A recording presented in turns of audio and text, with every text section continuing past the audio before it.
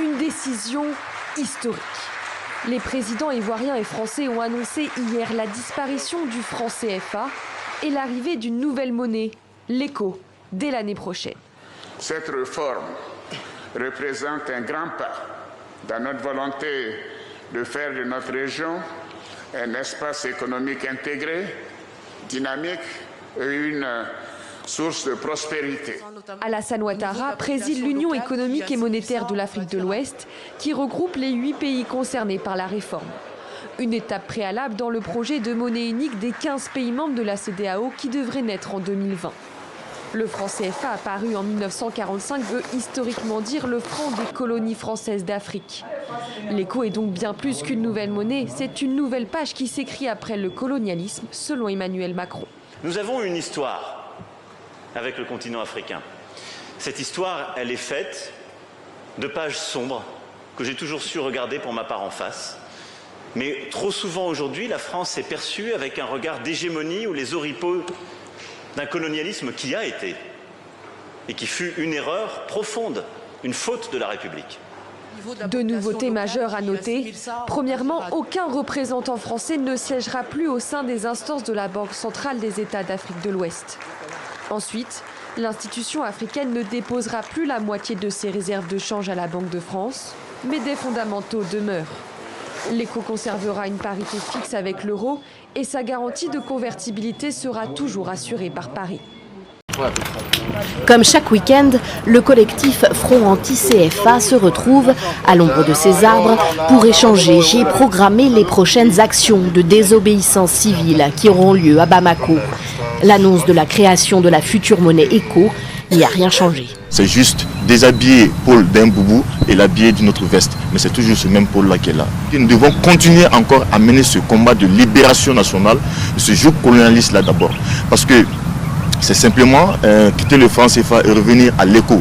Mais maintenir ce qu'ils appellent la parité fixe. Et cette parité fixe, elle est en contradiction parfaite avec la science économique. Ils maîtrisent leur sujet. Le maintien de la parité fixe avec l'euro est aussi l'une des caractéristiques du franc CFA la plus critiquée par les économistes africains. Comme le Sénégalais Felwine Sarr. Alors bien sûr, pour lui, un pas a été franchi samedi, mais la dépendance à la France reste. C'est ça que les jeunesses africaines ne veulent plus comme signal symbolique. Elles ne veulent plus voir leur chef d'État être dans un rapport dont on sent qu'ils ne maîtrisent pas les termes de la relation. Que la relation est une relation au mieux asymétrique, au pire, il y a un peu de grand frérisme, quoi.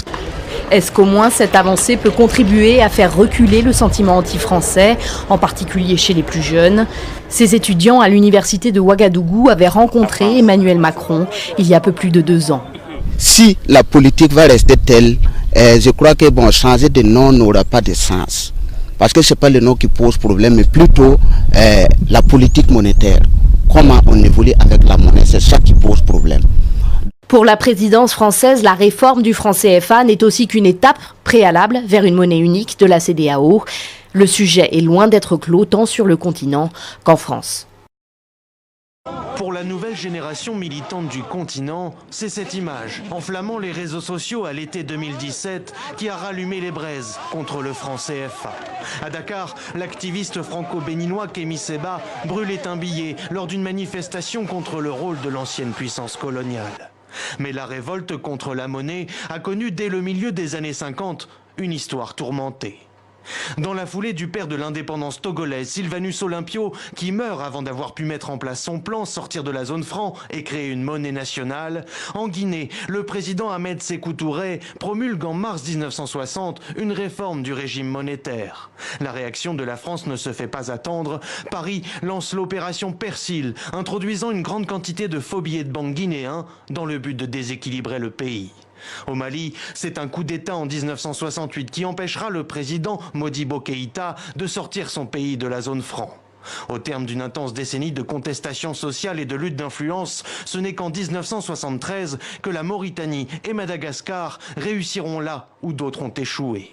Mais le coup de frein de Paris contre ces velléités de sortie s'enracine les décennies suivantes. Entre élargissement de la zone franc, la dévaluation du CFA et le gonflement de la dette des États africains, la monnaie conserve ses prérogatives. Mais 2017 est un tournant. Outre les actions coup de poing des activistes, plusieurs économistes, comme Kako Nubukpo, s'engagent.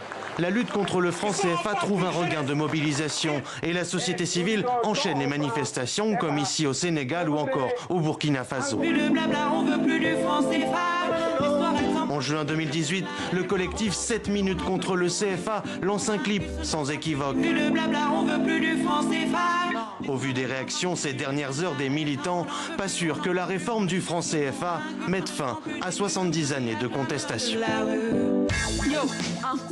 À présent, décryptons les annonces faites par Alassane Ouattara avec Daniel Ouedraogo, économiste. Bonsoir. Bonsoir. Alors, est-ce que c'est vraiment la fin du franc CFA ? Alors, on peut dire en tout cas que c'est le début de la fin du franc CFA. Il ne faut pas non plus vouloir que l'on quitte du franc CFA pour aller tout de suite à un système aux antipodes du franc CFA. Ce qui est le plus important, c'est de faire en sorte que les Africains, les populations africaines se rendent compte que la monnaie est gérée par les gouvernants africains et qu'on aille vers un système efficace. Ce qui est, à mon sens, le message que ces différentes réformes-là souhaitent passer. Donc, il faut encourager les messages. Et si, par exemple, on peut critiquer en disant qu'on souhaite aller plus loin, mais il ne faut pas balayer d'un revers de la main ce pas de géant qui a été effectué aujourd'hui. Voilà. Alors, vous parlez d'un pas de géant qui a été effectué. À court et à moyen terme, concrètement, qu'est-ce qui va changer ? Alors, il y a 3 grandes annonces qui ont été effectuées lors du discours des présidents ivoiriens et français. La première chose, c'est le fait que les banques centrales africaines vont pouvoir gérer la totalité des réserves de change. Cela veut dire quoi ? Les opérations de change qui sont imputables notamment au commerce international, donc les différentes devises, le solde des différentes devises était déposé pour la moitié auprès de la banque centrale en France, voilà, donc la banque, l'euro du coup, et l'autre moitié était déposée dans les autres banques centrales pour effectuer les opérations de change. Donc la décision est que les banques centrales africaines, typiquement la BCEAO, va disposer de l'intégralité des réserves de change qu'elle pourra déposer auprès de toutes les banques centrales qu'elle souhaite sans avoir l'obligation de déposer la moitié auprès du Trésor français. C'est plus d'indépendance, ça Oui, à mon avis, en tout cas, c'est un signal fort parce que ça montre que c'est la banque qui décide de déposer ses réserves là où elle le souhaite, là où il y a de plus. Elle trouve son intérêt le mieux. Donc moi je pense que c'est une décision importante qui montre l'indépendance. Deuxième décision forte, c'est le retrait des gouverneurs. Alors techniquement, je ne pense pas que ça change grand-chose parce que il y a 2 représentants français au sein des organes de décision, dont un représentant au sein de l'Afrique de l'Ouest. Donc sur les 8 pays, chaque pays a son représentant. Donc on voit bien que la France n'est pas majoritaire, le représentant français n'est pas majoritaire. C'est le message que portaient, on va dire, les pro-CFA. Mais le fait de retirer la France, le fait que la France se retire de ces institutions-là, ça prouve ça. Il n'y a plus de raison de faire des critiques dans la mesure où l'ensemble l'intégralité des décisions seront prises par les gouvernants africains. Et troisième, si vous souhaitez, troisième décision forte, c'est notamment le fait que donc vous avez retrait des gouvernants, des représentants, vous avez le deuxième décision. Je le disais tantôt, c'est le retrait des réserves d'échange. Et troisièmement, c'est la parité fixe. C'est la parité fixe qui est maintenue. La parité fixe, avec la garantie de la France. Voilà. Ça aussi, on peut critiquer cette décision, mais l'aspect positif de cette décision, c'est que ça permet au moins de rassurer les investisseurs étrangers. Alors ça permet de rassurer les investisseurs étrangers, mais finalement, en gardant la parité fixe, est-ce que les pays africains sont réellement maîtres de leur monnaie, de l'éco ? Le message, tel que je le comprends, c'est de montrer que effectivement, on a le choix. N'oublions pas que le projet ECO n'est pas seulement imputable à la zone UEMOA, c'est un projet de la CEDEAO, un ensemble plus grand de l'Afrique de l'Ouest. Et le fait de dire que l'ECO on maintient la parité avec l'euro, c'est aussi une décision souveraine dans le sens où c'est le choix des dirigeants africains. Il faut aussi pouvoir respecter ce choix-là parce qu'ils veulent mettre l'accent certainement sur la stabilité qu'a procuré le franc CFA UEMOA d'antan. Voilà. Maintenant, lorsque cette zone UEMOA va s'élargir à d'autres pays de la CEDEAO, la réflexion pourra être menée sur l'opportunité de maintenir cette parité fixe-là. Alors justement, vous parlez d'élargissement. La monnaie a été mise en place et décidée par l'UMOA.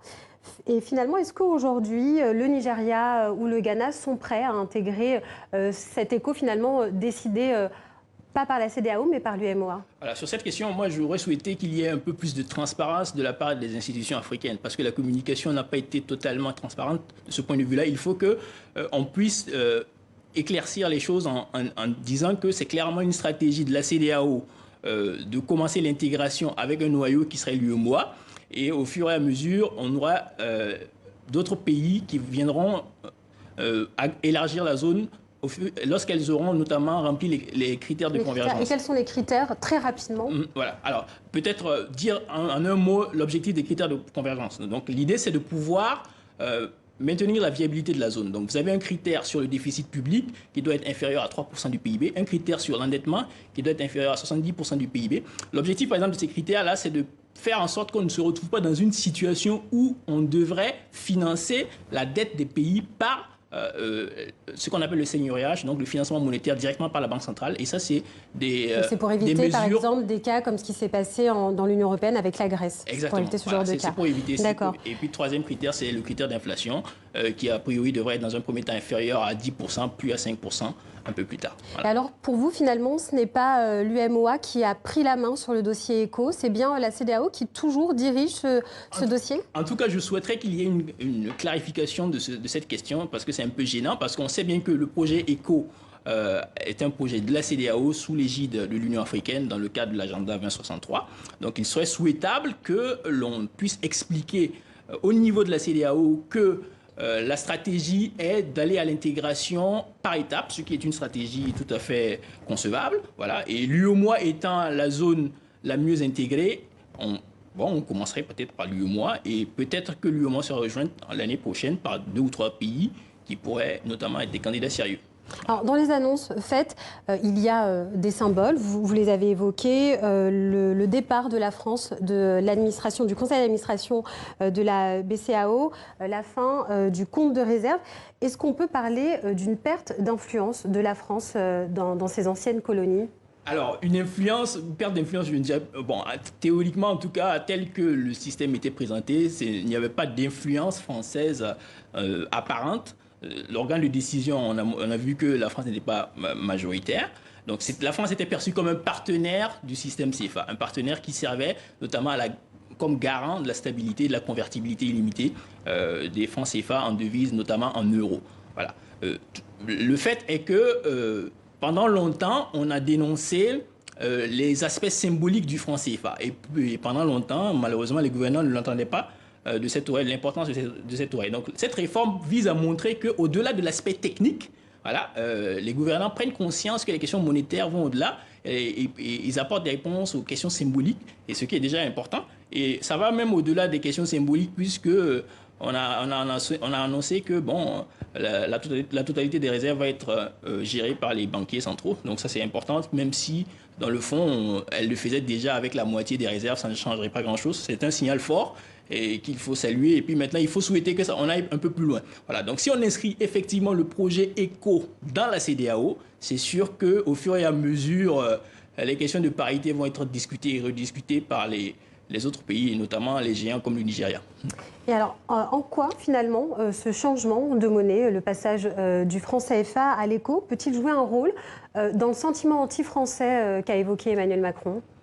Alors, vous aviez une monnaie qui existe depuis 1945, qui s'appelait franc des colonies françaises d'Afrique, puis communauté financière, mais qui gardait toujours l'acronyme. Vous avez des réserves qui sont déposées auprès du Trésor français, vous avez des billets qui sont fabriqués en France, etc. Donc, on voit bien que la France avait un partenaire pas simple, mais qui est historique sur la question du franc CFA. Donc, évidemment, en tant que population des pays de la zone CFA, c'était légitime de se poser ces questions. Est-ce que, comme la monnaie existe depuis la colonisation et que jusqu'à présent, il n'y a pas vraiment d'évolution importante sur les aspects symboliques, est-ce que cette monnaie pour le profane, c'était normal de se poser la question, est-ce que la monnaie est vraiment gérée par les Africains ou alors c'est la France qui dicte les choses. Donc c'était important de montrer, de faire ces réformes-là pour d'abord, dans un premier temps, montrer un signal fort que c'est effectivement ces gouvernants qui gèrent cette monnaie-là. Voilà. Daniel Ouedraogo, économiste, merci beaucoup d'être passé par le plateau de TV5 Monde. C'est moi qui vous remercie.